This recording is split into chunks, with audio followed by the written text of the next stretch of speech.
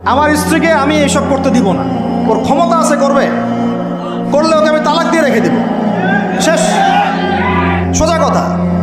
ও আমরা এইভাবেই কথা বলি বাসায়, এক কথায় চলবা, এক কথায় উঠবা, এক কথায় বসবা, দ্বিতীয় কথা যেন বলতে না হয়। একদিন একটা ইস্যু নিয়ে মানে ঝগড়া তুলকালাম হয়ে গেল, না আমি রাগ কন্ট্রোল করতে পারলাম না। বলছিলাম যে হাত মোজা ভালো করে পড়তে, হাত মোজা, হাত কথা বলার সময় দেখেন যদি আমি হাতে ভাবে উঁচু করি দেখা যায় এতটুকু। আমি বাসায় গিয়ে বলছিলাম যে হাত মোজা খুব ভালো করে এই পর্যন্ত পড়তে, এইটুক নিয়ে মনে হয় আমি 10 মিনিট ছাড়িয়ে দিয়েছি, মানে বকা দিয়েছি আর কি। একদম মাথা নিচু করে শুনছে, একটা কথা বলে নাই।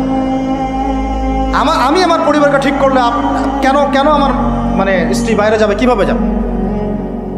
আমি বলতেছি না যে সে বাইরে যাইতে পারবে না, প্রয়োজনে তার প্রয়োজন পূরণ করতে পারবে না, এমন তো না বিষয়টা। বেপর্দায় এভাবে যাবে কেন? বেপর্দায় ফিতনার মধ্যে কেন যাবে?